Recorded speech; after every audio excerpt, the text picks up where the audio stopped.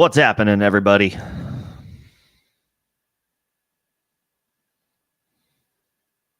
Happy Thursday, almost the weekend. We have preseason football tonight. I think it's 3 games. I know the Eagles and Bengals are playing. Colts and Ravens at 7 Eastern. Eagles, Bengals at 7:30 Eastern. Raiders, Seahawks at 10 p.m. Eastern, 7 p.m. Pacific. Okay, so first mini slate of preseason action. I believe the Bengals starters are playing tonight. Obviously, for a very small portion, less than a drive is probably most likely. But it sounds like, I believe, Burrow. I think Burrow will play in the game. Can't imagine it's more than a few snaps, but I think he's going tonight for whatever it's worth. So a little bit of preseason action this evening. Opportunity for some young guys to potentially get their opportunity, maybe like a Taj Brooks for Cincinnati, maybe a Will Shipley for Philadelphia. Maybe we see DJ Giddens a little bit for the Colts. I'm sure A.D. Mitchell will probably play some. Who are the other young guys tonight for the Ravens? Charlie Kolar will surely get some run at tight end for them. I don't know if Keaton Mitchell is playing in this game. As he's I guess he returned to action last year after the ACL. I don't know if they're going to be super cautious with him or if they're going to let him go out there and get some run. But I guess he could go out there. There are other names, I'm sure. Maybe some Jack Besh, some Dante Thornton for Vegas. For Seattle, I guess, I don't know, Torrey Horton. I'm just firing off dynasty names that I'm sure those who play in dynasty will be keeping an eye on tonight. So it's fun and it's an exciting time of year. And it truly kicks off tonight. What's going on, Rojo? What's going on, Rojo? Football is back, baby. Thanks for popping in. Thanks for being a day one. I appreciate your kind words, man. It means a lot. It's fun. It's a lot of work, holding it down, but it's fun. It's fun to do this. I'm talking about this stuff to myself anyway, or to friends and family when we have the time, when we can link up. We're talking about this stuff anyway. So it's like, I'm just going to, who else can I share my thoughts with? So appreciate you think enough to keep coming on through. That means a lot. We'll go over the latest news and notes. Bad injury news for one particular player, one particular offense is about to be heavily affected by, and it's one with key fantasy relevant players involved. So, less than ideal situation. We'll get into that. We'll get into other news and notes today. And then I have some targets in fantasy drafts, that guys that I like right now, whether it's at cost, whether I'm willing to take them earlier than their ADP indicates, earlier than the market indicates. Went over some guys that I'm fading last week. So we'll go, that's I guess, red light, green light. We played red light last week. We're playing green light this week. Some names that I like at cost, and we'll get into that. We'll get into some names. And as always, it's AMA. Feel free to bring anything you have to the table, any thoughts you have, any questions you have, any ideas you want to bounce off of me. Happy to talk shop. Any names that I don't mention as a sleeper or a target, but you may like. Happy to go through all of those. Any that you guys have, anybody who's top of mind for you, whether I mention them or not, we can talk shop. So let's get into it. Let me pull up today's news and notes. So the big item, not to continue to bury the lead, but it was just reported about 7-8 minutes ago that Chargers offensive tackle Rashawn Slater, who got paid this year, was expected to anchor that offensive line in LA. He went down in practice earlier today. It sounded bad initially. Daniel Popper, who covers the team, I believe for The Athletic, was tweeted that he threw his helmet. There was clear frustration. Trainers put a towel over his head as he went on the cart and into the room inside. Now just coming down that he is feared to have suffered a torn patellar tendon. And now, and according to Underdog NFL on Twitter or X, Slater is going to be placed on injured reserve and is going to miss the 2025 season. Damn it. Like that is a huge loss for the Chargers offense, anchoring that offensive line, protecting Justin Herbert. They were not a great unit last year. The Chargers were average to below average, if I remember correctly, as an offensive line collectively. And now they're losing Rashawn Slater. There's going to be an awful lot of pressure on Joe Alt. I think he was their fifth overall pick in last year's NFL draft. I think he was okay last year. I think he had some issues with some penalties. Feel free to fact check me on that, but I think I'm just remembering this correctly. He's going to have to take a huge leap forward. They signed Mekhi Becton away from Philly to play right guard. I don't know. Do they try to kick him out to tackle? He's played it before, not well with the Jets, but he was drafted to be a tackle. So, do they go that route? This is brutal. This is a huge loss. And, for as bullish as I am, as the industry is, as all the markets indicate, as people are on guys like Ladd McConkey and Omarion Hampton, this is a significant enough loss to kind of pump the brakes on that a little bit. They're do not draft outright. But the trickle effect when you lose your starting left tackle is huge. It affects the whole offense.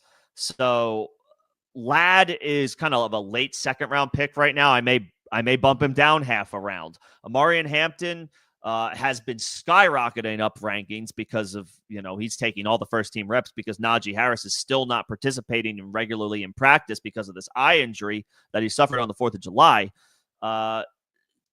I've been bullish on him as well, listing him as an RB1. He's my RB10 in my current running back rankings. I have him firmly as an RB1. I may, maybe I bump him down to RB12. Maybe I take my RBs 11 and 12 are Kyren Williams and Bucky Irving. I maybe, I definitely take Kyren, I think, right now over Omarion Hampton.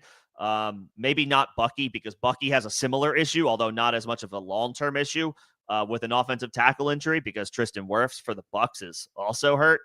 But he's expected back this year. Slater is now not expected to play for the Chargers this year. So maybe I do move Bucky up ultimately. So I think Hampton is maybe more of like the low-end RB1, high-end RB2 range now. This is a huge loss for the Chargers and puts a huge damper on things as far as how excited we can get for the Chargers offense. Let's see. Khalil Shakir is also, he suffered an ankle injury, but he should be ready for week 1. Should is subjective, right? So we'll see if Shakir is ready for week 1. He's going to miss some time here in practice, clearly. Not going to play in any preseason games. There's no shot. Josh Palmer, I didn't have him initially listed as a sleeper, but I think it's fair to say, Josh Palmer's been drawing some praise in camp. This was even before Shakir picked up the injury. So, you may want to move him up a couple of rounds as a dart throw in the 11th round. If you end up with Josh Allen, take him in the 10th round. Josh Palmer, maybe a solid, let's roll the dice on this guy for week 1. Or at least for the first couple of weeks of the season with Shakir nursing this injury. Might just be worth a bench stash. It's one of your last couple of picks coming out of your draft. Let's see. Mecca Igbukah is drawing a lot of positive reviews in camp. Chris Godwin is obviously on a I think a long-term kind of long view timeline with the team. They're saying all the right things. He's on track. He's on target. He's doing everything that he's doing everything that we're hoping he would do at this point of his recovery. So it's kind of flowery messaging, right? For something where it's like, yeah, but he's still not practicing. So Igbukah is getting all the first team reps, and the vibes are good, man. The vibes are good on Igbukah. I don't have him listed as a target right now, but I feel like it's coming to that point where we should probably list him as one. I would keep an eye on Igbukah. He feels like a guy whose ADP is going to climb as the preseason continues. With Godwin on ice, and Mike Evans is still awesome, but he's older at this point. He's closer to the end than he is to the beginning by a decent margin. I mean, Igbukah, I don't know. He could lead this. He could lead this passing attack. There's a non-zero, chance where that happens. And if they shut him down for the preseason because it's like, we need this guy for the regular season, that might be even more of an ADP booster. Like, oh, this dude's a prime, a prime part of their plans for this season. So Igbukah, stock up on Calvin Ridley as well. I think he's doing well in camp. The vibes seem to be good with Cam Ward compared to what they were with Will Levis a season ago. Not expecting the world of this Titans offense, but I am expecting a lot of targets for Calvin Ridley, and I expect those targets on a target-by-target basis to be better than what he received last year. You're going from Will Levis, who, respectfully didn't look like he belonged last year, to Cam Ward, who is the number 1 overall pick in the draft. So Ridley, I like at cost target in your draft, especially for leagues that start 3 wide receivers. Ridley looks like a good wide receiver 3 guy that you can have probably in the 6th round of redraft, maybe the 5th round if it's full PPR. But I like Ridley in the middle rounds this year with upgraded quarterback play and not much else around him as far as proven talent. So, Ridley drawing some positive reviews in camp. I like him quite a bit at cost. Let's see. Texan safety CJ Gardner-Johnson carted off, so hopefully CJ's okay. I haven't seen an update on that, but hopefully he's okay. Brandon Ayuk, according to John Lynch, is unlikely to be cleared for week 1. That kind of confirms what we already figured was the case, was the reality. Ayuk not ready to play week 1. He feels like a candidate for the PUP list. And could miss the first 4 weeks of the season. I'm not saying that's definitely going to happen, but if we already know now that you're unlikely for week 1, do we really feel that good about weeks 2 and 3? And then at that point, just PUP list him, have him miss the first 4 weeks of the season, open that roster spot up for a guy who is healthy, and then you can take. You can make a roster decision when it comes time where Brandon Ayuk is ready to get on the field. Some people like him as a second half guy. Once he shakes the rust off, once he gets his sea legs under him, gets back on that practice regimen, as he continues to get healthy. I'm not so sure about that. Ayuk is pretty risky for me. This was a major, major injury that he suffered. I think it was ACL and MCL. He's doing little things on the side, but he's still not fully practicing. And, if you've listened to me, if you've been around like Rojo, I've preached in the past, return to play does not mean return to performance. It's very common to see these guys who suffer significant injuries. They take a year to get back to full strength. They're not back to who they were pre-injury immediately after their return to the field. I'm fading Ayuk completely this year. Obviously, you hope the best for the guy. You want everybody to be healthy and playing well, but that's not the reality of the situation. And just looking at a wide berth of previous situations where, a major injury is suffered, oftentimes a player he's not that guy. He's not back to himself 100% for a little while. He's not this offseason is not Ayuk. It's not a normal offseason for him. He's not practicing on a normal cadence. He's not getting his reps and his timing and his cadence down with Brock Purdy and the rest of the offense. He's rehabbing an injury. So, it's a completely different process. It's, his body is going through two completely different regimens. When you're practicing healthy versus rehabbing an injury, this stuff matters. So Ayuk, I have a hard time getting behind him at cost. And honestly, even if he falls several rounds, I mean, maybe in a keeper league, if he falls super late, like you take that shot, roll the dice. If he falls in best ball with this news, like, okay, fine. But outside of that, not that's a situation I think I want to avoid.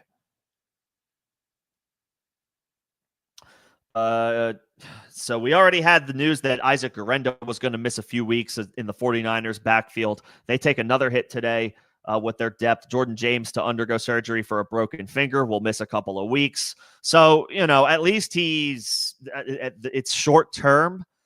But, the depth behind Christian McCaffrey takes another hit. I mean, that's not what we want to see. Obviously McCaffrey's being drafted as an RB1, rightfully so, but the 49ers backup running back situation is a valuable one to pay attention to in fantasy because of Christian McCaffrey. When Christian McCaffrey is out there, he probably still has a claim to the best running back in football, at least top 3 when healthy, even in his age 29 season. But that's just it. He's 29 years old. He has an injury history and dating back obviously just to last year, that where he lost his season essentially, and it's not the first time it happened. So it's important to know who the 49ers backup is, who the guy is behind Christian McCaffrey. We assume it's Isaac Guerendo still, but he's missing time. Now Jordan James is going to miss a couple of weeks. These are valuable opportunities that he is missing as a late round draft pick. It's just, I guess, more even is on McCaffrey's plate to start the season. He's going to be drafted probably, by pick 6 or 7 or 8 in your draft. Somebody will take a chance on him, especially given this news that, the depth chart behind him is missing time. He's going to get all the work that he can handle.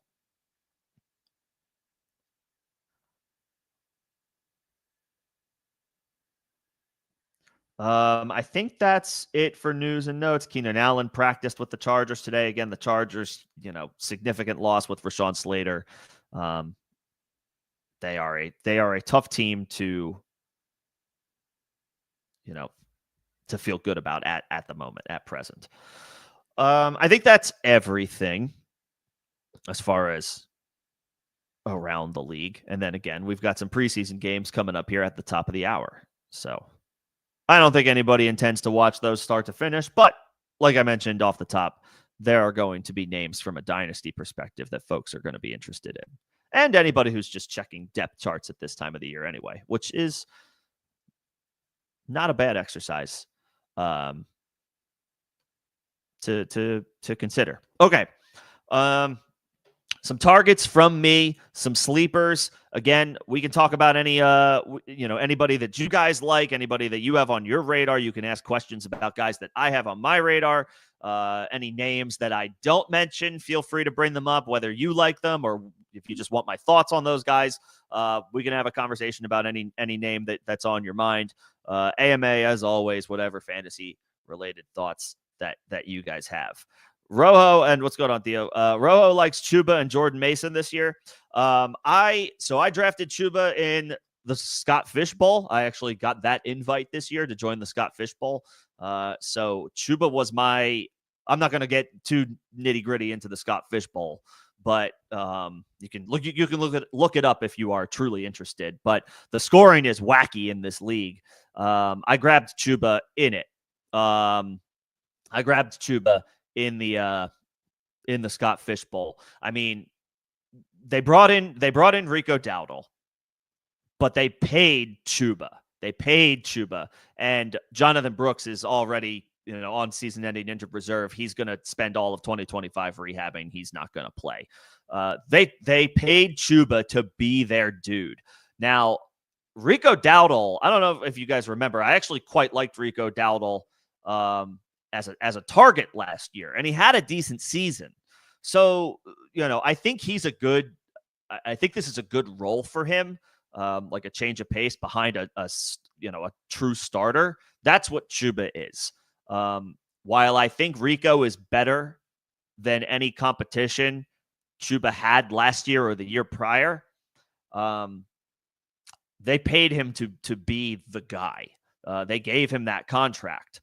So, it's kind of a simple follow the money situation. I actually don't mind in this instance, Ro, I would even say, what's going on, Grumpy Heads? If you grab Chuba, maybe even like prioritize Rico Dowdle like 6-7 rounds later, just secure, because I think Rico was a good acquisition by Carolina because he's not better than Chuba, but he's better than anything else they had behind him for the past couple years.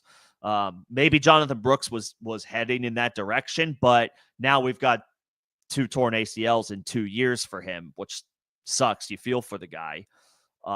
But it's not impossible for him to come back from, but that's tough to come back from. So, Rico, and for this year, it's a wash. So for this, Rico, I like as kind of like a handcuff to Chuba this year. As far as Jordan Mason, I've been in on Jordan Mason. I've always been an Aaron Jones guy, and I want to continue to believe in him that he will get those opportunities. But, the coach speak right now, and some coach speak you can believe and some you can't. So it's anybody's guess how much we can believe at this time of the year. But the indication seems to be the Vikings didn't acquire Jordan Mason for him to sit on the bench. He's going to get involved in the goal line. He could force this to be a committee. He's a talented player. He did well when he got his opportunity last year in Christian McCaffrey's absence. He has value this year, and he's younger. He's younger than Aaron Jones. It's a young man's game. Running back is the young man's game, the young man's position within the young man's game. It generally makes sense. It's smart to follow the youth, the fresh legs. Jordan Mason is younger than Aaron Jones, so probably has a little bit more kind of oomph at these times of their career. So I like Mason. I'm not ready to draft him over Aaron Jones. In fact, I'm still okay with drafting Aaron Jones because I think they will both I think they will alternate having value. And I don't mean that in a bad way. I think either one of those guys will be okay to have. And then just based on, matchups and situation, you could play one week and sit them the next. I think they both have value. But Jordan Mason is, he's getting the positive coach speak that you want to hear. And a team that had a veteran running backs in place still went out of their way to spend capital to acquire him. So you don't do that if you don't intend to use the guy. So I like Mason. I guess I like Mason as a value a little bit more than I like Aaron Jones as chalk this year, which sounds crazy to say because I've always stumped for Aaron Jones. And to that point, I still like drafting him too. I like drafting Aaron Jones. I'm not scared off by the Jordan Mason talk because Aaron Jones is, the more proven player at this point between the two of them by a wide margin. So Aaron Jones isn't just going to go away. I think they're going to produce a nice tandem committee. And I think they both have strong value. I'm happy to draft either one of them. Yeah. So good call outs. Yeah, I like Chuba in that. I guess he's kind of going in that 4th round range in redraft leagues. So, he's a pick that offers you some flexibility at the top of drafts. You could go wide receiver heavy. And then Chuba kind of provides you with that modified. He's not really a hero running back, but it's like a modified hero RB approach where you get a guy where we expect a lot of volume from after stacking up wide receivers early on, or an elite tight end early on. So, yeah, not a bad call out. I will go in the 2nd round. He's generally going in the 2nd round of drafts. Let me see where his actual ADP is on Sleeper. Shoot, I'm looking in a keeper league draft where he is kept, but I'm looking for Devon Achane. If you have a pick at the end of your at the end of your draft, the 109, the 110, the 108, somewhere in there, that range allows you to get a stud wide receiver like a Malik Neighbors, a Nico Collins, probably not Puka, but Neighbors, Nico, Amon-Ra St. Brown is in that range. If you get one of those guys there and you can get Devon Achane on the swing back in the 2nd round going up, I think that's a beautiful start. That is this beautiful start to like a league winning team or a team that's going to contend all season long. I've been bullish on Achane for a while. I like him quite a bit this year. He has more than top 5 upside. He has top 3 upside. He survived a horrendous situation last year. I didn't mean to make that sound as intense as it actually was. He delivered in a year where pretty much everything went against the Miami Dolphins. What happened to Tua is well documented. Tyreek Hill had a weird season, right? I think he had that incident off the field right before week 1 or week 2 early in the season. He suffered a wrist injury, maybe as a result of that incident. And it affected him all year. Catching passes from a hobbled Tua, an injured Tua, a Tyler Huntley. The offense went in the tank. It went through Jonnu Smith. It was a weird year. Jalen Waddle evaporated from the planet. It was a weird year for the Miami Dolphins. Achane still did okay. He still did all right. The regression as far as the insane efficiency from his rookie year, we were always expecting that. Nobody was expecting he was going to continue to average, 7 yards a carry or whatever. In an atrocious situation with the games that Tua missed and everything I just mentioned, he was still the RB, I think 6 or 7 in half PPR scoring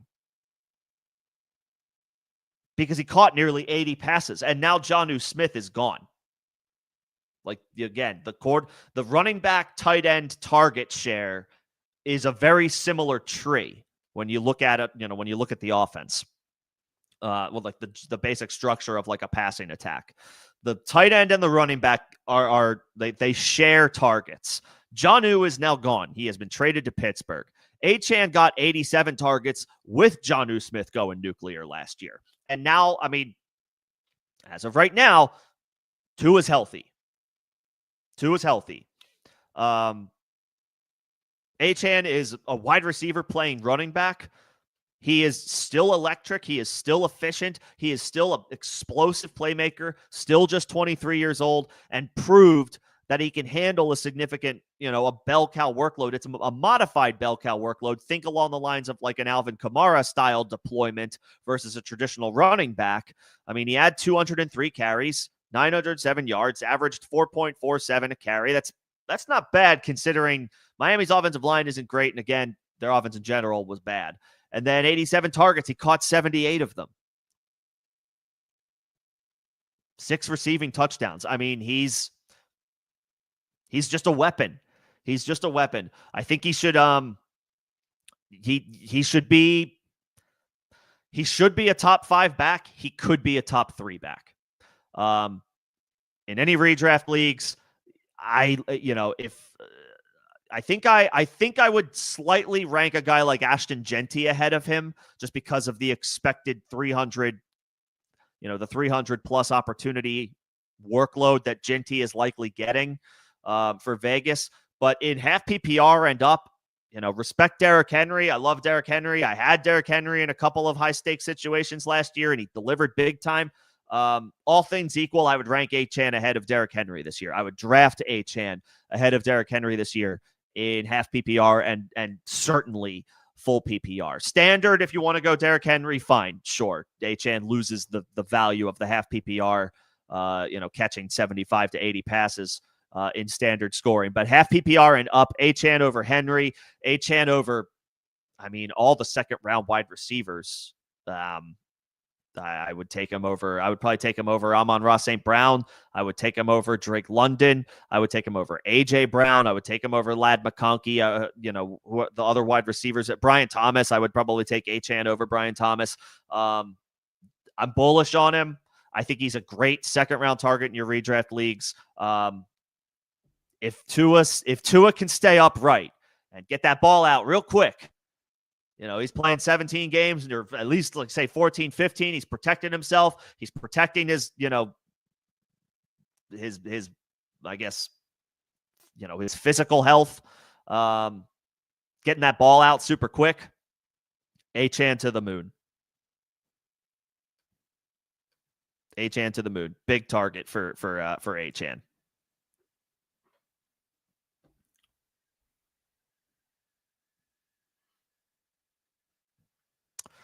My Wi-Fi power signal is going up and down and going up and down. So when it goes low, I want to try to all right, let me stop talking for a bit. And hopefully if it's skipping or lagging or anything, you guys aren't missing anything. I'm trying to keep an eye on that. Should be fine, but I don't know why it's popping up. Let's see. Another target that I have a little further down, I don't want to just focus primarily on guys where it's I'm going to draft them if I get the opportunity to draft them. That's the first 3 or 4 rounds or so. Another target that I have moving down the board a little bit. Let me see if I can find his ADP. I need to build a mock draft over on Sleeper so I can look at ADP. There we go. Achane is currently ranked 15th in half PPR. I would take him ahead of Brian Thomas, but it looks like drafters have that they have that already kind of sorted out. He's ahead of Drake London. He's ahead of A.J. Brown. This makes sense. I would take him over Brian Thomas at 14, just going off of Sleeper ADP.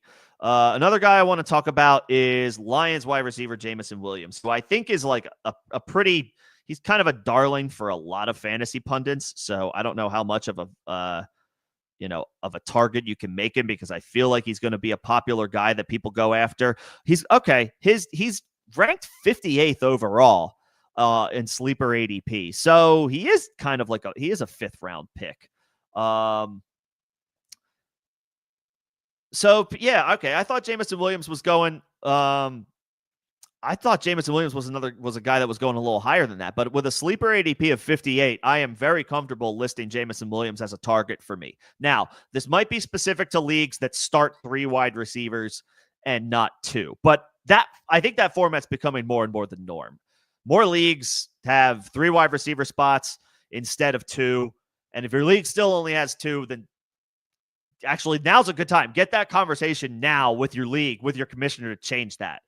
Up your starting lineup to 3 wide receivers. But if you can get JMO as a wide receiver 3, maybe a wide receiver 2 if you go a robust running back approach early on. Ideally, JMO's your wide receiver 3. If he is, still just 24 years old. So I think he still has room to grow. He still has room to get better.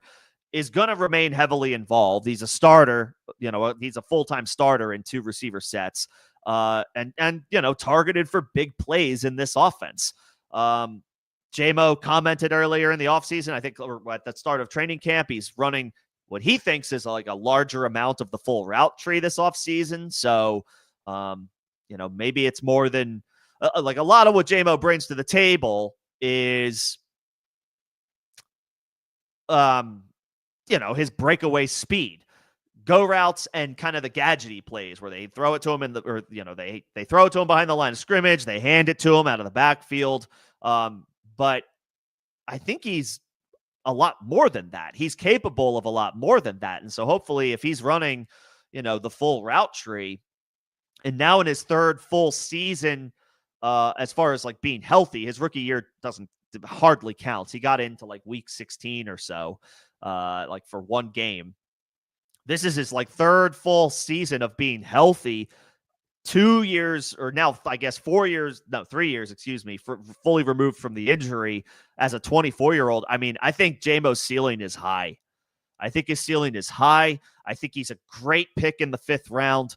If he falls that far, I guess he should, right? Because running backs are going to naturally climb up the board, climb up the ranks in redraft leagues, in traditional redraft leagues. So that should leave a guy like J-Mo, who does probably have a boom-bust pedigree, boom-bust potential.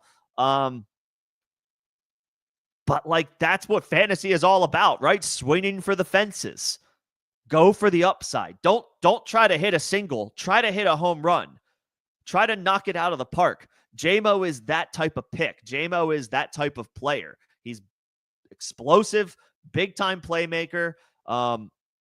Obviously there's concerns about the offensive coordinator situation. Ben Johnson is no longer there. So, what does that transition look like? But talent is talent, and J-Mo is talented. I'm happy to take, if there's any concerns about him baked into his ADP, that's why he's fallen to the 5th or 6th round. Pounce, take advantage. I doubt you're going to be able to trade for him in Dynasty at this point with the season so close. But for anybody who's playing redraft leagues, anybody who's got a draft coming up, I mean, I would start Devon Achane. I would start Devon Achane. I would start Jameson Williams. These are guys that I'm happy to go out of my way to try to get in my draft. And I see a few questions popping in. First of all, what's going on, everybody? Thanks for coming in. Thanks for hanging out. Football is close. Football's tonight. Preseason football is tonight. So let's all celebrate. Football is back, baby. I am going to give you guys one more name as a target, and then I will take some comments in the chat. But appreciate you guys coming in and hanging out. I will get to questions, but let me give you guys one more name. Achane, a target. Jameson Williams, a target. So I gave you a running back, a wide receiver. I'm going to give you a tight end now. This one might be obvious, but I don't know that the ADP has corrected itself just yet. So, if you can catch your league mates sleeping, which obviously if you have a draft in a few weeks, it might not happen. But regardless of what happens, as long as his price doesn't go skyrocket too far up, I like TJ Hockenson as a target at tight end this year. The Jordan Addison suspension, we knew that was coming. It was why I was cautiously, it's like, I think this is going to happen. We're pretty sure it's going to happen. It's just a matter of when it gets announced. But Addison missing time put Hockenson on my radar. This Justin Jefferson, he's being held out of practice. It sounds like it's minor. It sounds like his week 1 availability is not in question, but he's not currently practicing as he tends to a hamstring injury. God, we hope that it's nothing, right? Because Justin Jefferson is awesome. He's going to be a top 5 pick in fantasy drafts. We want him, we want him to be okay regardless of that, but we want him to be okay because we expect him to be one of, he's one of the best players in the league. Regardless, he's not practicing right now. Hockenson is probably getting a ton of first target looks right now, like the first read in the offense in practice right now. And this is the time of year where this stuff actually matters. I don't care necessarily about a single highlight, a camp highlight. I care about the nitty gritty, the play-by-play basis, because this is when teams are really like putting things together in preparation for the season, and they have no choice but to do it with the guys who are actually on the field first and foremost right now. So Hockenson, Addison is practicing, he's participating. He's allowed to practice in team activities all through the preseason. I think he's eligible to play in preseason games. I don't know that he will, but he's not playing these first 3 weeks of the season. So the Vikings need to be. They already knew this, but they need to be prepared for what that offense is going to look like for those first 3 weeks without Jordan Addison. And if Justin Jefferson is, by his standard, by his expectations, maybe a little slow out of the gate, it could be the TJ Hockenson show for a young quarterback in JJ McCarthy, who is getting his first snaps, his first real opportunity at the NFL level. And what do we always say about young quarterbacks? Their best friend is usually a tight end. So the Jefferson injury, while we hope and think it's not serious, it kind of makes me want to double down on, give me TJ Hockenson if you can get him in the 6th or 7th round. I usually hate that area for drafting a tight end, but I think this is a situation where I'm willing to make an exception. Hockenson is a full year now removed from the ACL injury that he suffered back at the end of 2023. So last year was his kind of recovery year. This year he's a year removed from that. Addison out the first 3 weeks. Jefferson nursing something already. I like TJ Hockenson, not as much as Bowers or McBride, and I probably wouldn't be able to bring myself to draft him over Kittle, but I could see myself taking him over Sam Laporta. I think Laporta goes ahead of Hockenson right now in most drafts. But yeah, Laporta goes ahead of Hockenson according to costs right now. I would take Hockenson over Laporta. The good news is you probably won't have to if you do, in fact, target Hockenson. I think Hockenson is getting drafted as a top 5 tight end, and but with actual top 3 upside. It's not based off of like last year's performance. It's based off of a fuller body of work. I like Hockenson as a target at tight end this year, given the chances that he has to get off to a strong start to start the season.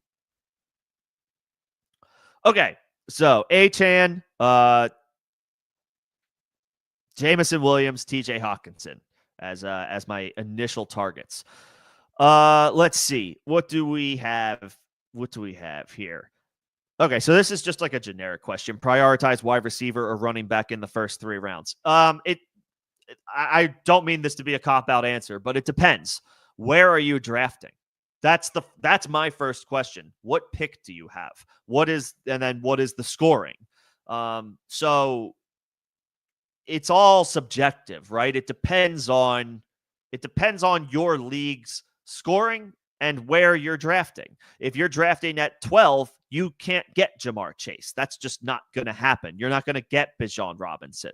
If you're drafting at 3, you're probably not going to feel strongly enough on drafting a dude like an Ashton Genty, or like a Nico Collins. You're going to take whether it's Saquon or Jahmyr Gibbs or Justin Jefferson, assuming his health is fine week 1 or just before when you're drafting, or a CeeDee Lamb, because at 3, Jamar Chase and Bijan Robinson are probably gone. So it depends. And then from there, it's like, okay, if I have the 7th pick in a 10-team draft, that means I also have pick, 14? So like, if, depending on the collection of guys that I have at my first pick, and then if I look down the board, who are the players that I have available to me at my second pick, or that it looks like I'll have available to me at my second pick. So it all depends. If it's full PPR in a vacuum, prioritize wide receiver. If it's standard scoring in a vacuum, prioritize running back. If it's half PPR scoring, it depends on a player's. Like, I would maybe consider Devon Achane over Derrick Henry. If it's half PPR, I might consider, a guy like Malik Neighbors or Nico Collins over an Ashton Genty. That's not true. I would draft Ashton Genty. I would draft those guys over Ashton Genty in best ball, but not in redraft. Running back is like getting a stud running back is still like a top dollar plan, but it doesn't always work out that way. Sometimes it just makes sometimes there's a player there that makes too much sense to draft, even if you didn't, think he was going to be there or had designs of drafting a player at that position. There's a lot that goes into it. I would say be nimble. Be nimble, be prepared to alter your strategy that you maybe had going into the draft in real time. Be prepared to navigate the situation as it unfolds in front of you. And then, you can either be, you could be proactive to the situation. It's like, all right, that guy wasn't there when I thought he was going to be there, but here's a couple other guys I like at this pick. Let me take a quick look down the board at other names that are going to be available at my next pick or that I think are going to be available at my next pick and, keep it moving. If I like a running back in round 3, then maybe I take a wide receiver in round 2 if I think I can get that running back. So it's all about being proactive with your strategy and reactive to how the draft unfolds.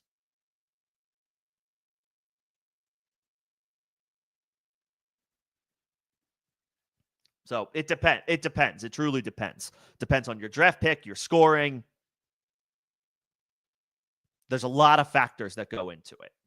So if you give me like, hey, I have the 3rd pick, what would you do here? I can maybe give you like a little bit more of a specific answer, but it all depends on where you're drafting. And then who's available to you from there. Olave or Jamo in Dynasty going forward. This would be Jamo for me. Olave is talented. But the concussion history is scary. You hope that it doesn't happen again. You hope that he avoids it for the rest of his career. But he has suffered a higher than average number of concussions in a short amount of time. And that is going to be like,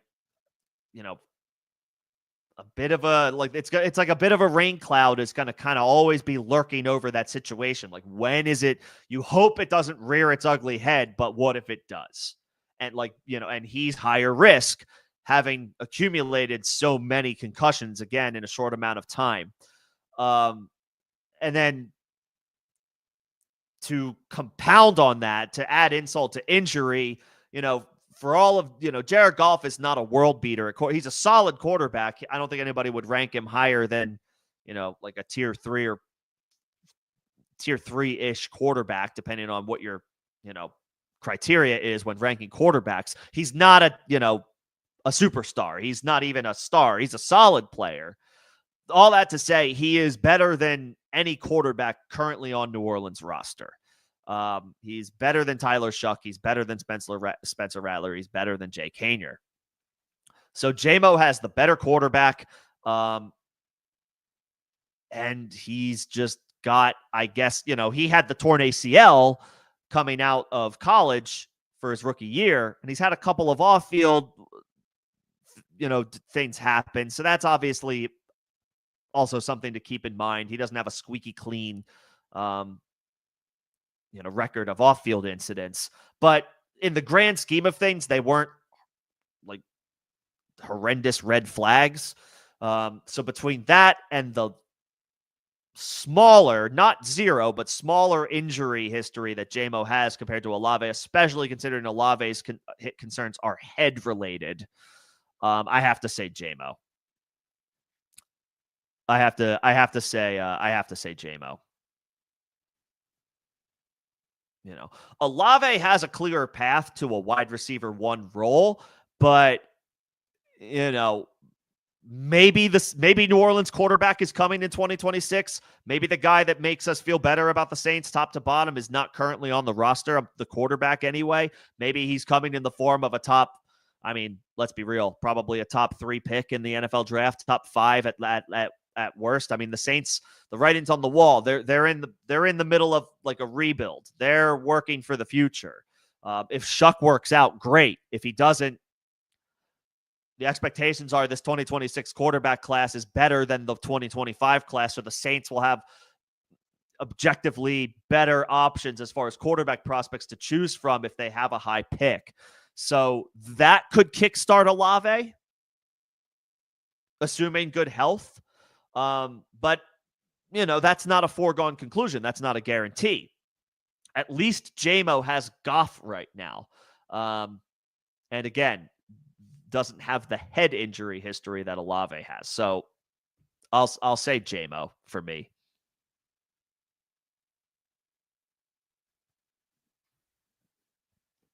I'll say JMO. And I get the love for Olave. I mean, he's been his Jason on the Fantasy Footballers talks about this a lot. His consistency is excellent. When Olave is on the field and makes it through a full game, he may not win you weeks, but he will give you he won't help you win, or he will help you win. He won't win for you outright, but he will get you 10, 11, 12 half PPR points, maybe 15 half PPR points. Like, you can pencil him in as like, I am going to get at worst like low end wide receiver 2 production from him. It's just the inconsistencies of making it through game after game. And then especially, again, this year, I just mentioned, this will be the final thing I have to say about this. The Saints going through a rebuild. They're going through a transitional period. I mean, if Olave does pick up anything, any injury, I mean, what incentive do the Saints have to rush him back out there in what is probably going to be a transition lost year for them from a win-loss perspective? So I'm out. I'm out on Olave as compared to JMO. I prefer JMO in Dynasty. I guess I'm not out on Olave this year in redraft just because of his consistency rating, but he is a huge risk.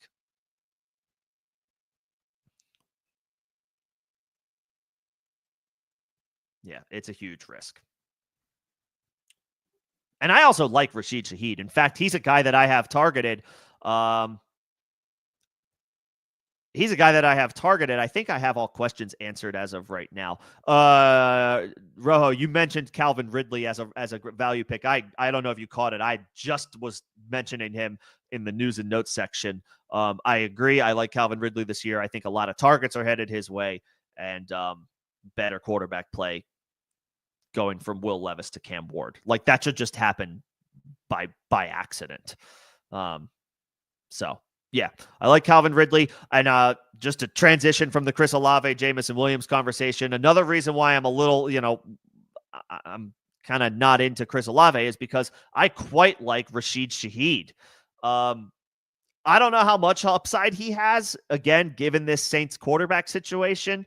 Maybe we have some faith in Kellen Moore scheming up a decent offense, putting these guys who are, maybe not quite ready to contribute like that for at an NFL level, hopefully putting them in positions to succeed, at least as far as maximizing what they are good at.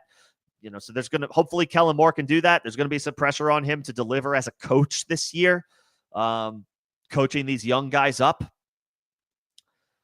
So, maybe that's a feather in some of these guys' caps, but at the end of the day, Rashid Shaheed is just a baller. He's just good. He's just good at football. All of the advanced metrics are, support that. Shaheed has been pretty close to Olave as far as, pound for pound production when both players play. And he's not expensive. He's not expensive. He's coming off of an injury. He's rehabbing from an injury, but he's been healthy through most of the Saints offseason program. So at least he has spent less time in the rehab process and more time recently practicing. Shaheed has an ADP, or at least he's got an ADP of 128 on Sleeper. So Shaheed is like a 13th round throwaway in redraft leagues. I will take that chance 10 times out of 10. I will take that chance 10 times out of 10. I am such a fan of Shaheed. He is an awesome deep threat. He's one of the best deep threats in the game. but he can also run the full route tree. We've seen it. We saw him do it last year. He was molding himself into a complete wide receiver before the injury last year. Another reason I'm like, on Chris Olave is because I'm like, on Rashid Shaheed. I like Rashid Shaheed a lot, and he's just good. He's just good. There's your hashtag analysis for why I have Rashid Shaheed as a target. If you can get him in the 13th round of redraft leagues, I would absolutely do it. If there's a member of your dynasty league, if they're going through a rebuild and they have a guy like Rashid Shaheed, go ahead and find out what it would cost to maybe get him. He's going to turn 27 at the end of the month. So anybody in a dynasty league who might be looking at a bit of a rebuild, you might be able to kind of finagle them a little bit. He's going to be 27 later this year. He's getting older. You're in a rebuild. By the time you're ready to compete, Rashid Shaheed's going to be 30. He's going to be older.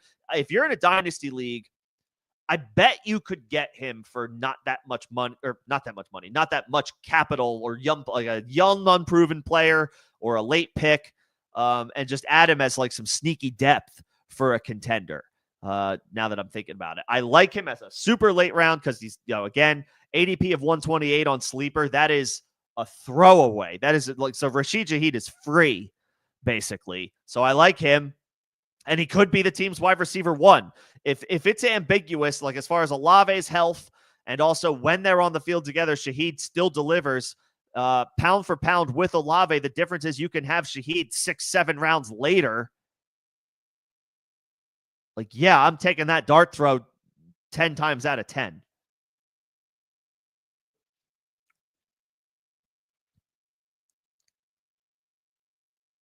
I would absolutely, in Dynasty, I would throw, like, if he's viewed as kind of a whatever guy, throw a third round pick at the owner of the person who has Shaheed in your Dynasty league. I'll give you a third round pick if it's like that disrespectful.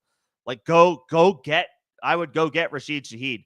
I don't know how much value he has because the quarterback situation is not good, but Shaheed is good and he's not expensive. If you're competing, I would absolutely go. That's the type of guy that right now I think you could still get just before the season for not that much.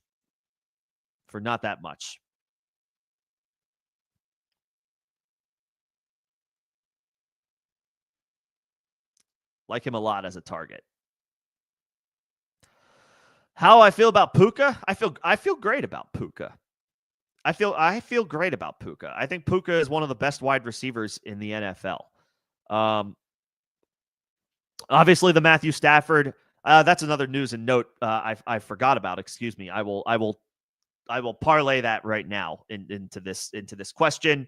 Matthew Stafford has not been practicing. This is well documented at this point. He's dealing with a little bit of a back injury. I think he had some type of disc issue in his back. I think he received an injection for it. Hasn't been practicing.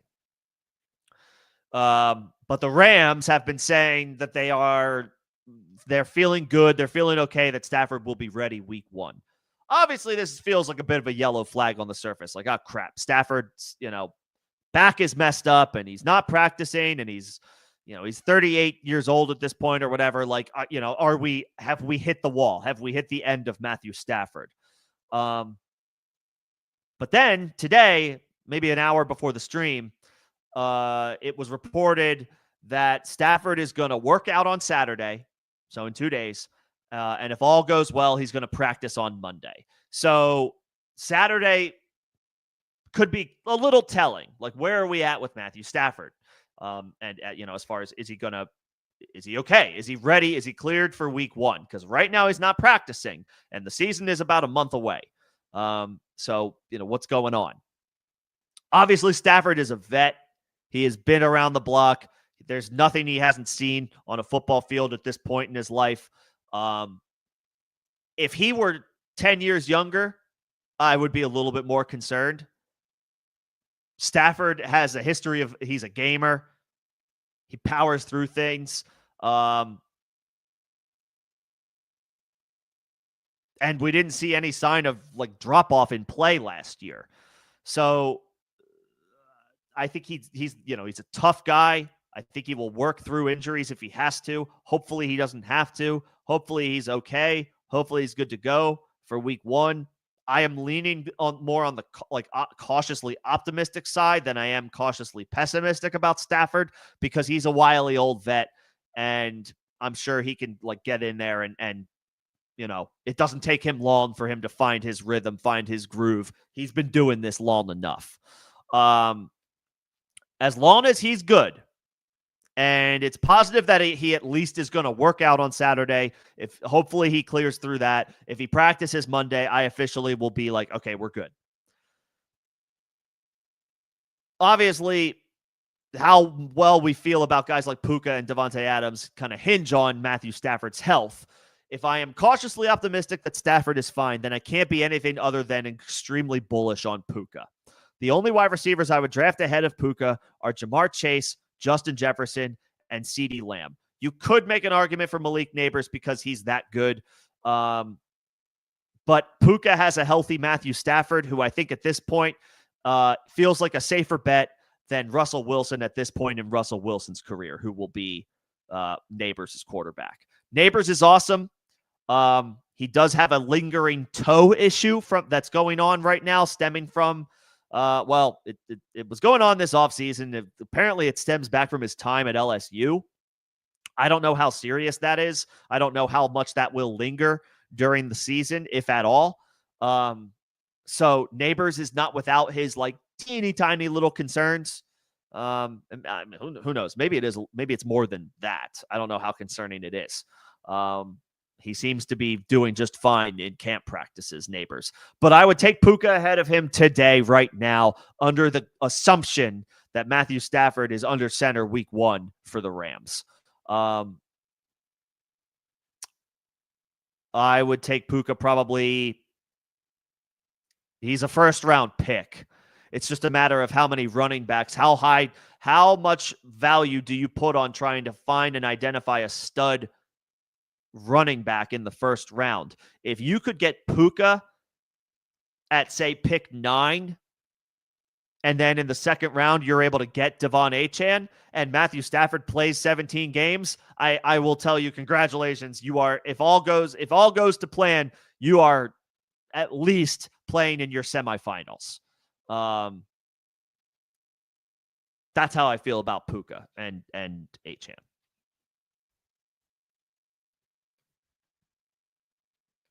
Puka's a stud. If you can get him at the end of the first round of your redraft league, and then near the top of the second round, you can get Devon Achane, I would be doing jumping jacks. I would be doing backflips, not jumping jacks. I would not be working out. I would be celebrating. You get my point. Let's see. I also another target. So I've got Devon Achane, I've got Jameson Williams, I've got TJ Hockenson, I've got Rashid Shaheed. Let's go back to running back. I think this guy's going to be a fun guy to talk about, and I'm sure there are a lot of people who are bullish on him.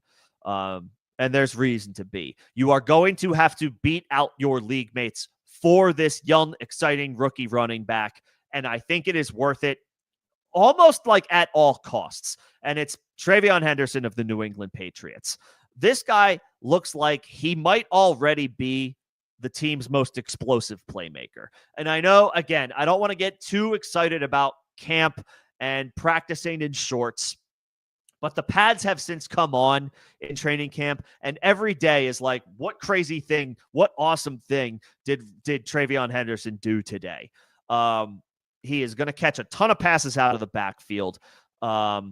Ramondre is already fumbling the football. He is notoriously having more fumble issues in practice. It was an issue last year. It's a new coaching staff who drafted. Remember, Ramondre got the contract from the last coaching staff. He was drafted, I think, from Belichick. Well, Belichick drafted Ramondre, and now Gerard Mayo is gone. He was the coach last year. We are now 2 coaching regimes removed for Ramondre Stevenson as far as when the team invested in him. And since the investment, he has had issues holding on to the football. Now Mike Vrabel is in. The team drafted TreVeyon Henderson high in the second round. He was a high day 2 pick. And this team is like devoid of pass catching talent at wide receiver outside of Stefon Diggs, who we like Stefon Diggs quite a bit, but he is older at this point and coming off of an injury. We expect him to be fine, but he's not without his own question marks. And then, Demario Douglas, solid player, best suited as a second option. So I think he's actually going to do okay this year. Now that Diggs takes a little bit more attention from him. Hunter Henry, solid tight end. Not a superstar, but a solid tight end. Like after that, I mean, they brought in Matt Collins. He's a decent role player. Who else do they have at wide receiver? Jalen Polk was their second round pick last year. It does not sound like it's going very well. I mean, TreVeyon Henderson should see as much work as he can handle quickly, like right out the gate.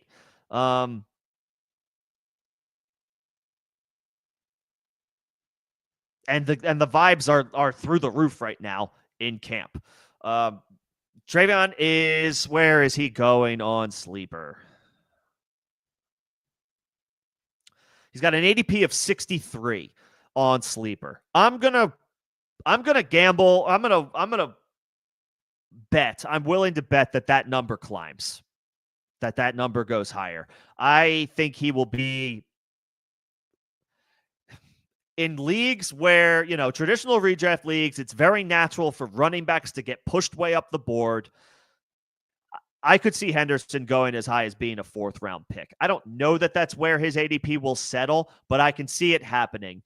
One play that he makes in preseason will shoot his ADP up by 1 round, at least, because that's all it takes, right? Rookies are exciting. Their ceilings are much higher than their veteran counterparts. That is a constant. That is a consistent thing that we see regularly. Their roles are more likely to expand than,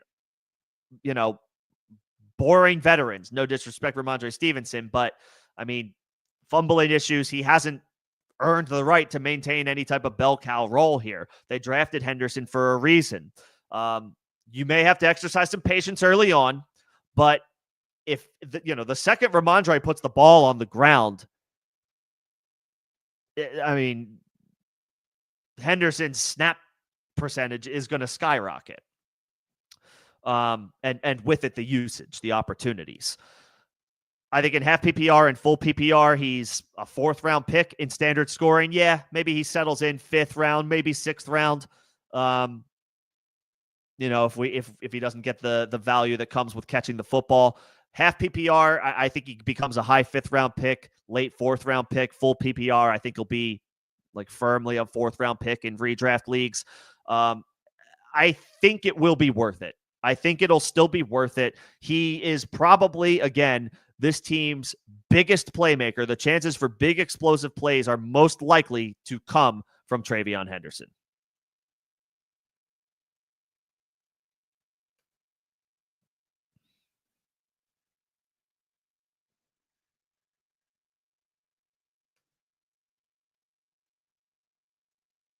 Yeah. I am in on Henderson. For me, if you can't see him being any more successful than Swift, that would be bad for Henderson. But I think he's just going to easily beat out Ramondre Stevenson for the opportunity for more touches. I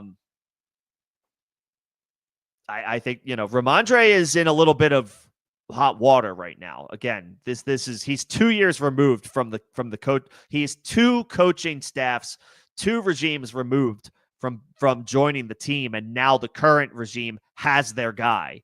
And Drake May needs somebody to step up because the wide receivers are still kind of lackluster top to bottom. Stefon Diggs has been great, but he's 31 now and coming off of an injury. So we can expect him to be solid. I don't know that we can expect him to be, the dynamic playmaker that he has been in seasons past. This team needs Henderson. Drake May needs Henderson.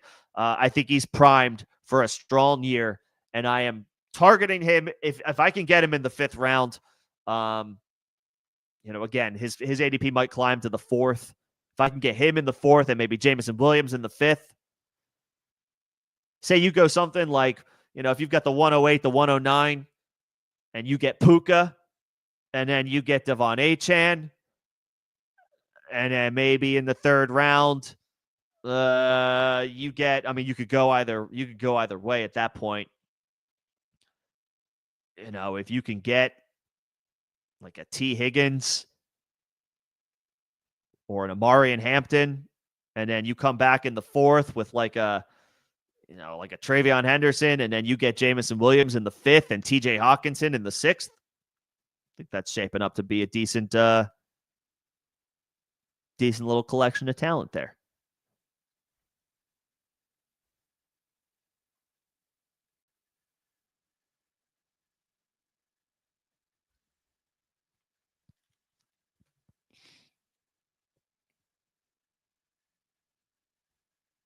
Yeah. Like Henderson quite a bit.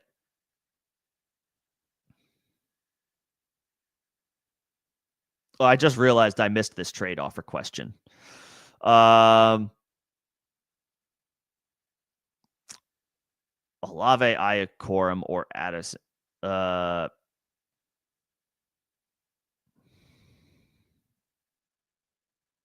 Let's see. So Olave, Ayuk, and Corum, or Addison and a 26 first.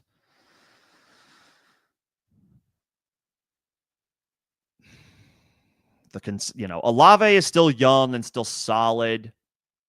Ayuk did not have a good year last year before the injury. Now he's going to be slow to the punch coming back this year. But does have a chance to go back to does have a chance to ascend to be the 49ers wide receiver 1 for the next couple of years. Debo moves on. We'll see what happens with Ricky Pearsall. Jawan Jennings is not practicing. Speaking of Ricky Pearsall, he is a target of mine, and I will get to him here shortly. The 1st makes it super enticing to go Addison and a 1st. Corum is not really.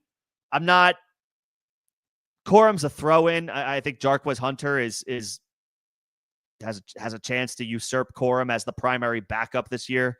I think he's a little bit more interesting. And obviously Kyron just got paid, so Corum's not going to get an opportunity to lead this backfield anytime soon. It's a lot to give up Olave and Ayuk, but given Olave's history, and given Ayuk's current situation, I don't hate the Addison and the 26 first. I don't hate Addison and the 1st. It's tough to give up players right before the season for a draft pick, especially when you are getting a player back, but you're not going to have him for 3 weeks. I get he's a bench player for you, but depth can thin out really quickly in fantasy. And, at least with Chris Olave for the first 3 weeks of the season, you should have him. You're not going to have Ayuk, but you should have Olave. So if you're competing, I may say hold, but I will say, but the Addison and the 26 first 4 is an intriguing offer. If this was like a few months ago, I might say take Addison and the 1st. But if you're expecting to compete this year, having Olave for those 3 games could matter. It could end up being something that you need. So I may just hold for now. Unless your wide receivers are you say these guys are all bench wide receivers for you. If your wide receivers are loaded and a couple of them are, still in their prime or on the younger side, and you think you can weather the storm of not having Addison until week 4, then that makes it interesting. It's just tough to pull the trigger at this stage of the offseason to give up players that you expect to contribute for you right away, week one. And in this deal, that's Olave. I may be interested in exploring this, like, closer to the trade deadline, if it's still on the table. The first is enticing, though, because Ayuk is a question mark. Olave's long-term health is a question mark. Ayuk it has something to prove. Bad year last year before the injury, and then a major injury. So, they may end up not contributing at all, as it turns out. And that would make the Addison and the first acquisition like super enticing. And then at least with Addison, you do have him by week 4. I guess I would say if you feel like your depth is strong enough to weather the loss of Chris Olave, who is in all likelihood available the first 3 weeks of the season, for a guy who won't be available the first 3 weeks of the season in Addison, if you think you can weather that storm,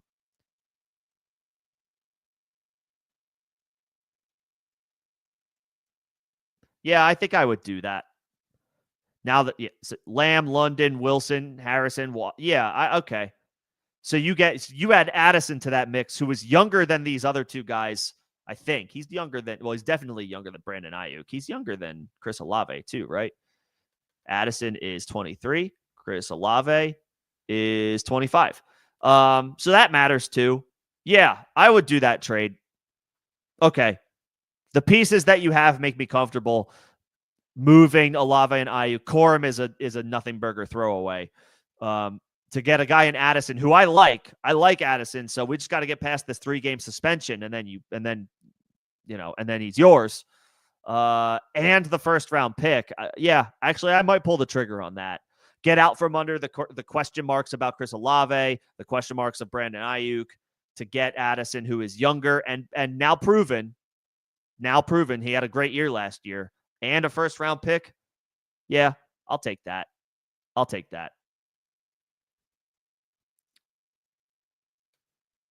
I am not a genius, but thank you. I appreciate it. I am Dr. Strange. I go through 14 million scenarios for you before I ultimately come to my answer for your questions. That is how I roll. So hopefully you guys are fans of Doctor Strange. I think I've only seen like parts of those movies. I did not get caught up in like the Marvel fanfare from 10 years ago. I mean, I've seen the big movies, but like, if you ask me, did you see like that one? There's a good chance I didn't. Like, if you're like, just pick a random one.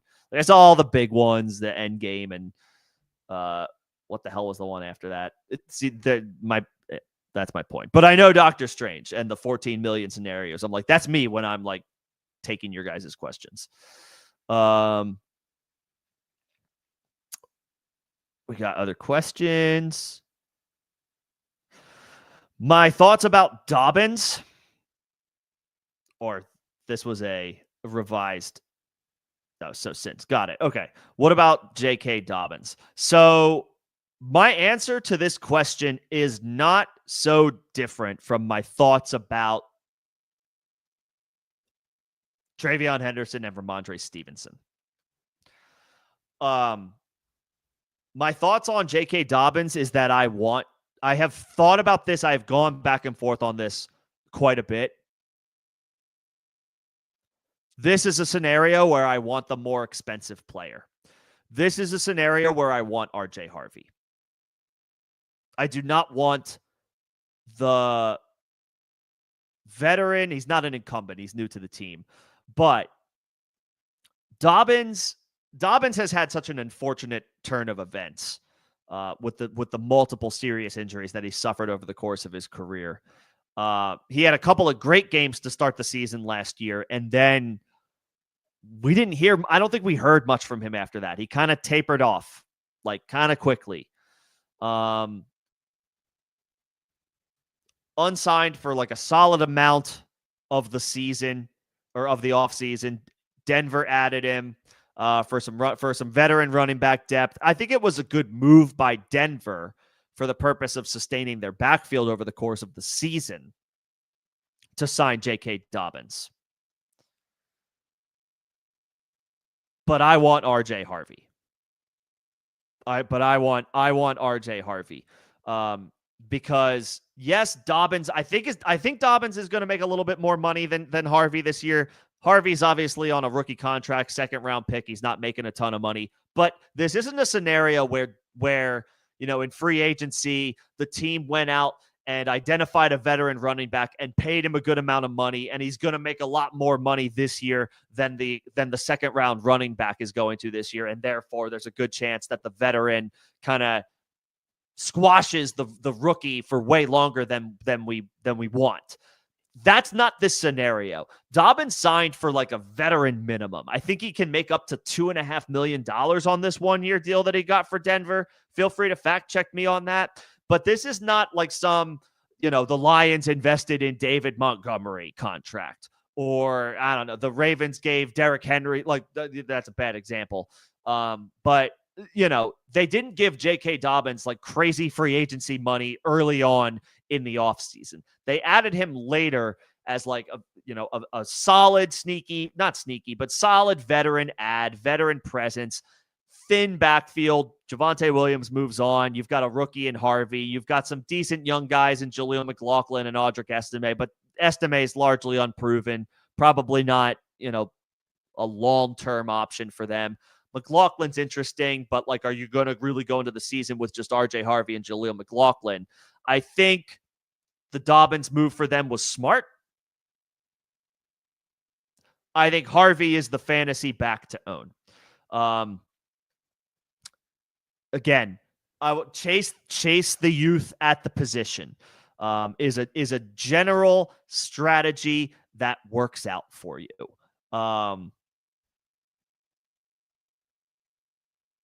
Dobbins has a lengthy injury history.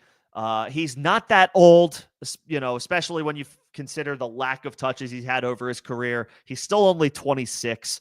That is still in the upper echelon age range of running backs.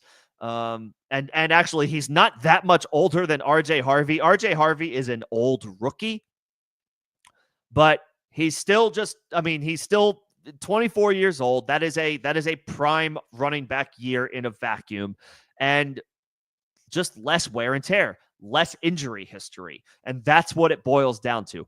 Andy was a second round investment by the team when they had a glaring need at running back going into the offseason. And then they took, and then they addressed that in the form of drafting RJ Harvey high in the draft. I will take the fresh legs. I will take the youth. I will take the exciting upside and the higher likelihood. If you have to bet between whose role from start to finish is more likely to expand over the course of the season, J.K. Dobbins or A.J. Harvey's? Like, it's almost always the rookie. It's almost always the young guy. The young guys are the guys whose opportunities expand and grow as the season progresses, if it doesn't happen to them like almost outright. Harvey is more expensive than Dobbins in fantasy drafts, and I am on board with that line of thinking. I much prefer Harvey with an ADP of around 58. Is he going ahead of TreVeyon Henderson? That's insane. On Sleeper, RJ Harvey is going ahead of TreVeyon Henderson by 4 or 5 picks. That's crazy. I would take TreVeyon Henderson over RJ Harvey, but I would be happy to take RJ Harvey in that range, and I certainly prefer him over J.K. Dobbins, even though he is the more expensive back to own.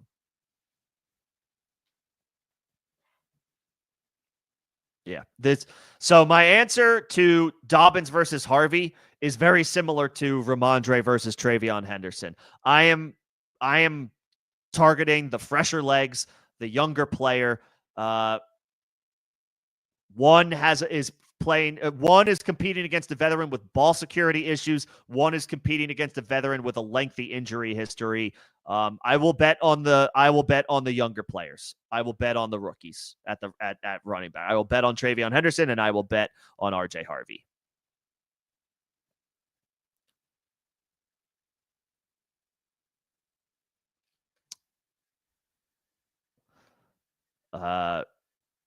Appreciate you guys, everybody coming in, hanging out today, and sending in questions. talking shop. I think this was a productive conversation.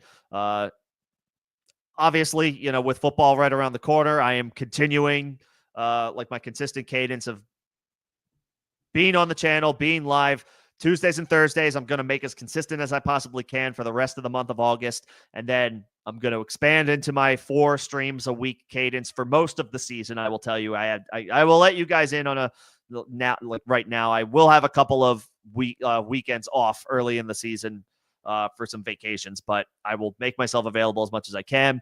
The normal cadence, Tuesday, Thursday, Saturday, Sunday, will resume for week 1, less than a month away. So excited to talk shop with everybody who's coming in and hanging out now, and those who are still yet to come back from the off season. I think this was a productive conversation today, and hopefully we've identified some guys that are worth putting a star next to as you guys get ready for your redraft draft. As you sort out your plan of attack, I am here to help. I am here to figure out what works and makes the most sense for you guys. Let's win some leagues. Another guy that I have, and then I will get to, Rojo, your question about the Giants. Yeah, I could throw guests on. We can talk about that. I talked about TJ Hockenson at tight end earlier, as far as a value that I have because of everything else going on with the Vikings offense. Honorable mention at tight end. I was not targeting this guy at all earlier in the offseason, but I like looking for guys who can get off to a strong start, who I think have a chance to get off to a strong start to start the season. If you start off hot, you get that early momentum going. It is more likely, I think the chances increase of you carrying throughout the season. I feel that way about TJ Hockenson. An honorable mention multiple rounds later at tight end that I think now that applies to is Mark Andrews. It is unfortunate that Isaiah Likely possibly is going to miss a couple of weeks to start the year. After suffering an injury a couple of weeks ago. It wasn't a fracture, was it? What was Isaiah Likely's injury? It's holding him out probably for the rest of preseason. What happened here? Small fracture. Yeah, small fracture in his left foot. So it's possible Likely misses a couple of weeks to start the season. If that happens, Mark Andrews is going to have a great opportunity to get off to a strong start, which is the opposite of what he did last year. Andrews last year got off to maybe one of the worst starts in recent memory relative to expectations. I think he goose egg back-to-back weeks 1 and 2. I think Mark Andrews had 0 catches through the first 2 weeks of the season. And it was like, it's over. It's over for Mark Andrews. He should just retire. He is done. He is cooked. He will never catch a pass again.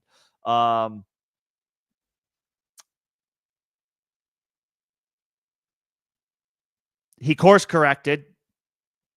Things got back on track. He caught a lot of touchdowns. We don't expect the touchdown rate to be as efficient and strong as it was last year. However, given Isaiah Likely's likely absence for a couple of weeks to start the season, possible, not 100%, but possible, Mark Andrews has a chance to get off to a strong start as the clear-cut number 1 option at tight end with Likely sidelined. If that happens, I like Andrews as an honorable mention.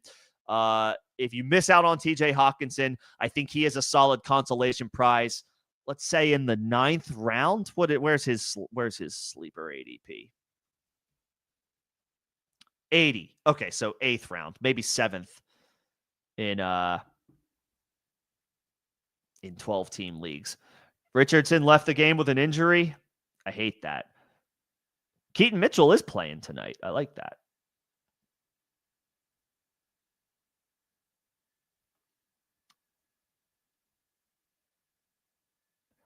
Keaton Mitchell Keaton Mitchell just had a nice touchdown run.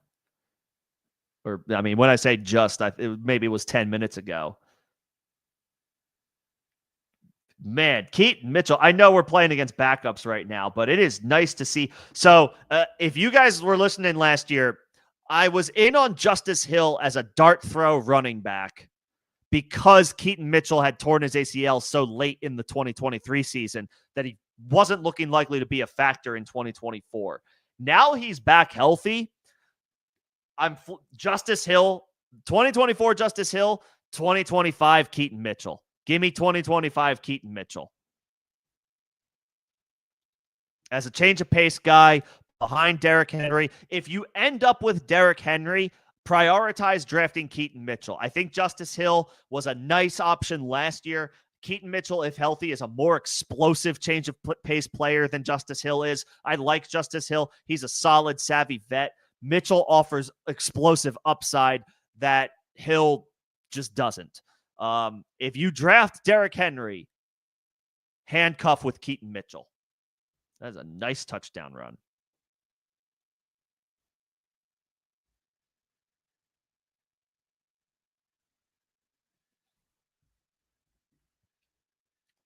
It's a nice touchdown run by Keaton Mitchell. Like that quite a bit.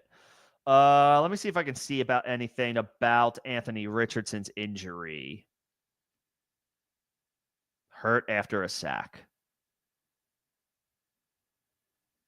He got destroyed. This was hurt after a sack. Apparently, DJ Giddens messed up in pass protection. Oh, boy. Oh, boy. Well, I mean, he was running a route. Maybe he should have chipped that guy. I don't know that I put that necessarily. I don't know if I'm looking at the there's a highlight now from Pardon My Take's Twitter account has a video. I see my Wi-Fi signal is like bouncing on and off a little bit here. Let's see if okay, there it goes. Pardon My Take's Twitter account has a video of the Anthony Richardson sack. He took a huge hit. I don't know that I blame that necessarily on DJ Giddens. He probably should have chipped the guy instead of just like outright running the route. I mean, that's tough. It's a bang play. Anthony Richardson just got absolutely cooked. So he's not going to come back in this game. That's not happening. That's not going to happen. That's tough. You hate to see it. Hopefully he's okay. But obviously Richardson, Mike Garafolo is now reporting that Anthony Richardson is trying to grip a ball on the Colts sideline. Seems like there was a finger issue based on the broadcast replay. Daniel Jones still in the game. Okay. So Richardson is banged up, trying to grip a football. Hopefully he's okay. This can't keep. We need a healthy Anthony Richardson. We need him to be on the field. If he's going to seize this opportunity, he has to be healthy. I know I'm not sharing any earth-shattering analysis there, but it's just like, dude, we can't keep doing the same song and dance where Anthony Richardson is just in and out of the lineup. Damn. Hopefully he's okay. Couple more sleepers here or targets that I have. I mentioned Ricky Pearsall. That is a target. I was a little wary of Ricky Pearsall a couple of weeks ago. He started training camp on the PUP list. Thankfully, it didn't last very long. He was removed from the PUP list last weekend. I believe he's been practicing all of this week, getting his reps in, getting his timing down, getting his opportunity to work with the first team offense. There is so much. The door is wide open for Ricky Pearsall to just kick down this year. Deebo Samuel is in Washington. Brandon Ayuk, that's going to be a slow burn. We've talked about this multiple times already today. Already deemed unlikely for week one. His involvement will probably be slow developing over the course of the season, and you're hoping that Brandon Ayuk can give you a fraction of what he's typically capable of in the second half of the year. He's not going to be a guy that the 49ers can rely on to start the season and possibly for most of the season. As he gets as he works his way back from a significant knee injury. Jawan Jennings is not practicing. He's got a calf injury. He's got that going on. And there's been rumors and whispers this offseason that he's like seeking a new contract. That conversation has kind of been quashed and swept under the rug recently. I don't know how much legitimacy there is to it, how real it is. But if there's an offseason distraction with the contract and he's dealing with a calf injury, I mean, who do they have left at wide receiver? It's Ricky Pearsall, who in a very small sample size to end the year last year put up wide receiver 1 numbers. His season was essentially lost because he got shot in the chest right before the season started and had to work his way back from that and started to come on strong toward the end of the season as he kind of got his bearings under him. Now he's got, he started off on the PUP list, not great, but now he's healthy. He's practicing, working with the offense, getting his reps, having a little bit more of a normal offseason than he did this time last year. And every other wide receiver that San Francisco has either recently had or currently has is gone or hurt.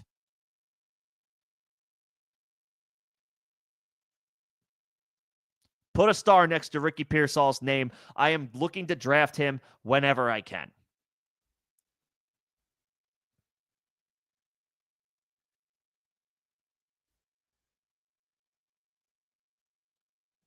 Yeah, I mean, and that you have Christian McCaffrey, you have George Kittle, so Ricky Pearsall at best is probably the team's third option in the pecking order, but he's going to be he has a great chance to be his team's wide receiver 1 from purely wide receiver perspective. Just the wide receiver room alone, Ricky Pearsall can and very well maybe should be the team leader, at least at wide receiver, in targets, catches, and yards. He should be all of those things for San Francisco. Brock Purdy is a good quarterback. All advanced metrics and data support that. Brock Purdy had a solid season last year, especially given the bad circumstances. Debo's production fell off a cliff. Ayuk wasn't good and then got hurt. McCaffrey hardly played. Purdy, in spite of all that, played pretty well. And now he gets a healthy Ricky Pearsall, while Ayuk continues to recover from his knee injury, while Jawan Jennings continues to nurse a calf injury. Where's Ricky Pearsall on Sleeper? Let's find out.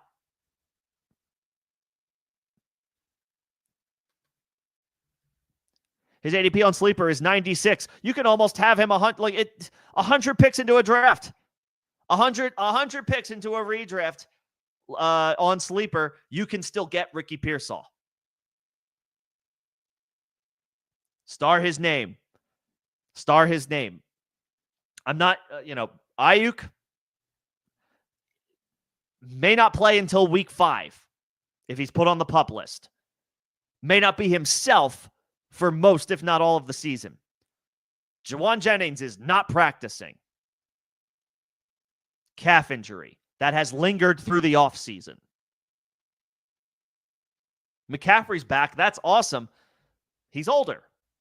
George Kittle is still there doing his thing. He's awesome. He's not, he's still in his prime. But somebody needs to step up. I mean, he's 31. He's going to turn 32 in October. So, I mean, he's still, that's not an age cliff concern spot for tight ends. Running backs and wide receivers, yeah, a little bit more. Tight ends, not as much. Kittle turning 32 in October is not a big deal. But McCaffrey's older. Debo's gone. Ayuk may not be himself the entire year. And Jawan Jennings is nursing a calf injury. And you can have Ricky Pearsall at least on Sleeper. 96 picks into a draft. Smash.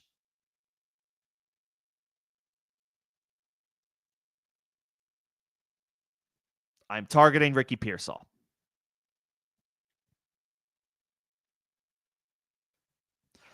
This one is tough. The Giants backfield, like Tyrone Tracy versus Cam Skattebo. Because right now, I thought it was going to be Skattebo. Because Tracy looked decent in there last year. in an impossible situation, right? That Giants offense was bad. And Tracy had some decent showings, but he didn't set the world on fire, and he put the ball on the ground. So I thought it was going to be Skattebo, but now Skattebo's nursing an injury and missing practice time. I don't think it's serious.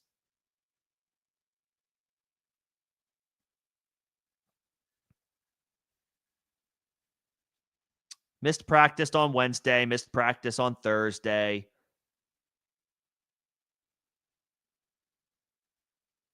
He had a setback in practice on Friday. Okay. So, yeah, I mean, I thought it was going to be Skattebo. I think now it's going to be Tracy. I think if Skattebo can get right, he still has a chance to take over this backfield by, let's maybe not midseason, by, say, like week 10, 11. I do think this team prefers Skattebo, the power. He can catch the ball. I think he's got a pretty dynamic skill set. He brings things to the table that Tracy doesn't. But this injury it sounds like it might be a little bit more than nothing. So cautiously, I guess I would draft Tyrone Tracy first. Maybe you try to swap if Tracy starts well, but Skattebo rounds the corner from a health perspective, like a couple weeks into the season. Maybe you can try to trade Tracy for Skattebo and a dart throw wide receiver. That might be wishful thinking, but I would maybe say, like, tentatively, if you're looking at the Giants backfield, and you find yourself in a situation where you could use a dart throw RB4, ideally it's RB5, but probably more likely RB4. I may suggest Tracy as of right now until we see Skattebo come back to practice. Until we see Skattebo come back to practice, we have to operate like, all right, well, might as well draft Tracy. And if this continues, if his absence continues, he misses more time, he's missing preseason games, he's missing opportunities to get reps with the first team offense, that's going to set him back. So, now maybe Tracy, instead of being an 11th round pick or a 10th round pick, maybe he's more of a 9th or an even 8th round pick. His current sleeper ADP, Tyrone Tracy, is, it's a little higher than I thought, 82. So he's an 8th round pick right now. Skattebo has an ADP of 106. So the sleeper market likes Tracy more than they like Skattebo. I don't know that I like them 20 spot difference in ADP right now. So if I'm drafting on sleeper, I might take the shot on Skattebo even though he's hurt. But if it comes time to your draft in a few weeks and Skattebo's still missing time and Tracy's a late 7th, early 8th round pick and Skattebo's still nursing an injury, then I might say, all right, I'm okay with that cost for Tyrone Tracy. And as much as I want to believe in Skattebo, he's missed too much time for me to have any faith in him. So we got to kind of monitor that one. Brenton Strange is a good late tight end target. Evan Ingram has moved on. So, he looked pretty good last year when he got some opportunities. Should be the third option behind Brian Thomas and Travis Hunter.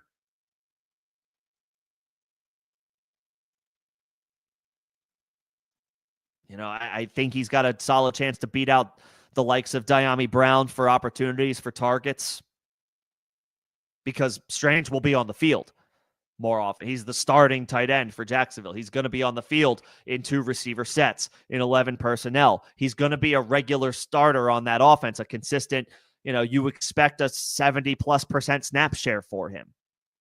So he should finish third in the pecking order for targets for Jacksonville behind Thomas and Hunter.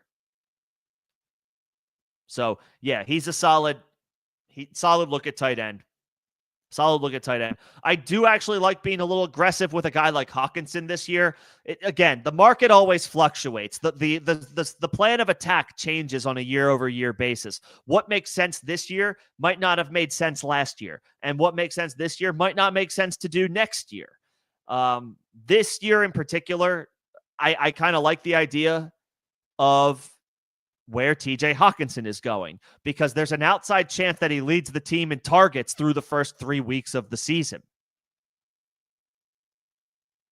And if I can get a guy off to a really hot start and has 3 top 5 finishes at the position for the first 3 weeks, I'm going to feel real good about that, especially if at least one of those performances is a top 3 performance. So I do like Hockenson this year. I like Andrews as a Hockenson consolation prize. I like these guys because I think they are proven dudes who have a chance to get off to a really strong start and increase their chances of carrying that good momentum for a good stretch to start the season. But if you miss on those guys, Strange is a solid late round tight end to take a shot on. I am on board with that. I am on board with that. Conklin, not as much. Especially now that Rashawn Slater is going to miss the entire season. I'm already putting stock down a little bit on the studs. So the ancillary pieces, I might just say I'm out on entirely. Ty Conklin might need to throw a few extra blocks this year now from the tight end position with Rashawn Slater out for the year. They may need to pull in 2-3 tight ends on more plays to block, to protect Justin Herbert. So I'm not feeling Conklin as much. He was in a good situation, and he still is in a decent situation because Justin Herbert is his quarterback. But the Rashawn Slater loss is so significant that ancillary pieces I am way less into now. Like Trey Harris, I want to get excited about, young rookie wide receiver who should start on the boundary for them or who has a good chance to do so. I'm moving down the board. Quentin Johnston, he's streaky at this point. Maybe he loses his job outright. I don't know. I'm moving him probably off my board as a dart throw wide receiver. Keandre Lambert-Smith, intriguing rookie, deeper league intrigue, dynasty, very exciting dynasty stash. Not really factoring into my redraft plans. Probably a long shot now. He was a long shot anyway, but when you lose your starting left tackle, the ripple effects of the entire offense are going to feel that. So, yeah, Amari and Hampton, I'm still in, but I'm now maybe I rank him as my RB12 instead of my RB10. Ladd McConkey, maybe he's on that. Maybe he was more of a low-end wide receiver 1 tier now, maybe more high-end wide receiver 2 tier. We're going to feel the ripple effects of a starting left tackle being lost for the entire season.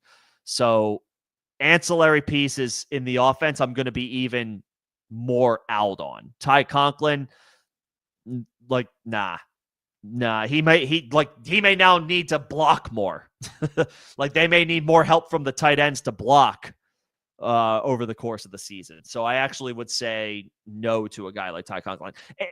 And excuse me, they have an intriguing young rookie tight end as well, who is probably going to take some growing pains and some development. Aronde Gadsden, I think. I hope I'm saying that name correctly. Gadsden. I mean, he's an intriguing young option that they have. I don't know that he usurps Ty Conklin outright, but he's waiting in the wings. So, does he usurp Conklin by season's end? There's too many question marks there now, especially with the Rashawn Slater season-ending injury, for me to want to go that route.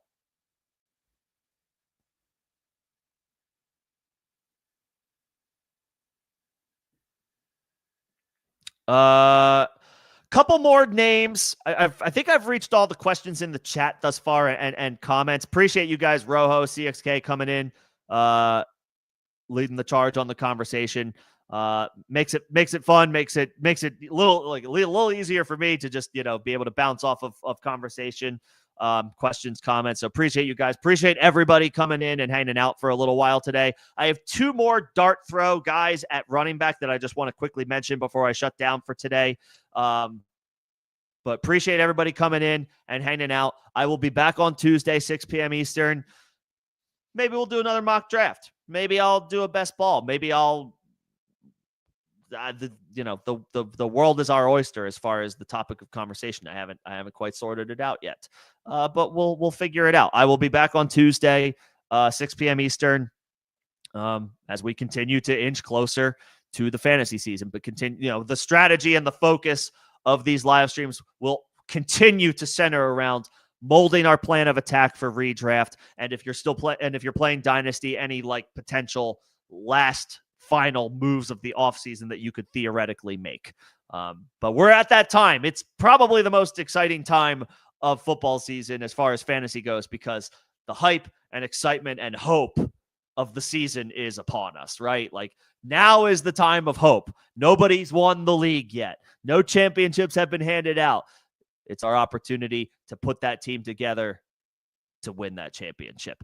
Real quick, couple more running backs that I'm looking at the very end of drafts are Tank Bigsby and Woody Marks. Tank has been getting a ton of first-team reps, first-team opportunities, first-team handoffs in Jacksonville's practices. I think the offense is going to be better this year than they were last year. Liam Cohn coming in, new fresh face, offensive mind at head coach, going to install an offense that was quite successful with Tampa Bay. Obviously, Tampa has a lot of proven talent and playmakers. Now Jacksonville needs to, they need to prove that they're on that level, or at least can ascend to something like that level. Tank Bigsby seems to be getting a lot of first-team opportunities over Travis Etienne. I think Bigsby Tootin is a little bit more of a developmental guy. He could get involved this year. We hope he gets involved, because it's always exciting when rookies get involved and flash their potential, flash their talent. We hope that Bigsby Tootin can be that guy for them, but I'm intrigued in banking on a super dirt cheap free veteran running back who looks to be the team's primary runner, and I would think is going to get first crack at goal line opportunities. Give me Tank Bigsby, super, super late, dirt cheap. His sleeper cost is $131, so he's a 13th round pick. You can get him for quite cheap, and I think he's got a solid chance to return good return on investment, good value at the end of the draft. Another running back is Woody Marks. And this is basically through just opportunity. We do not know how bad it is right now with Joe Mixon. His ankle injury is forcing him to miss time right now. We're expecting an extended absence. Now, part of that extended absence is obviously now training camp and the month of August, when we're not playing real games. So he has time to recover. And we hope that Joe Mixon is going to play week 1 for the Houston Texans. But right now, that's up in the air. And he's an older running back at this point with a lot of mileage, a lot of wear and tear, and he's nursing an ankle injury that seems to be bothering him and has lingered for some time. On top of that, the camp reports don't seem great as it pertains to Nick Chubb. Nick Chubb is a legend. One of the best pure runners that we have seen in recent history, recent memory. One of the best pure runners of the football. Nick Chubb is the man. It might be over. I hope it's not, but it might be. Suffered a major injury in 2023. Suffered a major knee injury.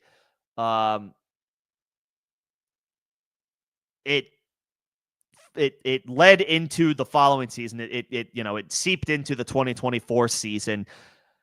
He didn't get a ton of opportunities last year. He got some. He was mostly a plotter. The big plays weren't there. And then he got injured again. He broke his foot, I think. He broke his foot. So, he suffered a major knee injury in college. Now a lot of wear and tear. Then he suffered a major knee injury again in 2023, early in 2023. He moves on to Houston. The camp reports have not been great. He averaged 3.3 yards per carry last year, 102 carries, 332 rushing yards, and then got hurt. I hope Nick Chubb bounces back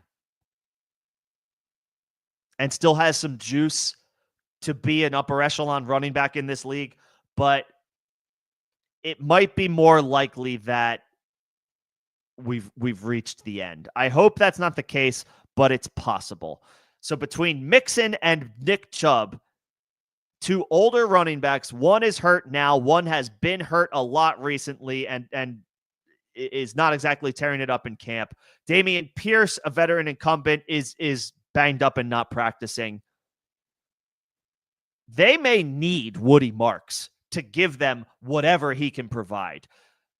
That alone makes him worth taking a shot on at the end of your drafts. He's still flying something under the radar. His ADP is off. He is free. He has an ADP of 228 on Sleeper. He's not getting drafted in shallow redraft leagues. Add Woody Marks as a deep sleeper dart throw to your running back targets when you are putting your targets together for your plan of attack for your redraft leagues. They just may need him out of necessity. Joe Mixon's availability for the start of the season and the season in general is not a guarantee. Nick Chubb's chances of making it through a full season unscathed and still being productive is anything but a guarantee. Dameon Pierce is hurt and is just not that good. Houston needs Woody Marks. They need Woody Marks. You could do worse from a dart throw perspective at the end of your drafts looking for a cheap young running back. He's got a lot of college experience. That helps. He may be a short-term answer, not a long-term answer at running back for Houston, but that's okay. For just this year, he might be worth the stash. Woody Marks for just this year might be worth the stash. And if you have him in Dynasty, you might be able to capitalize and sell high on him following this season.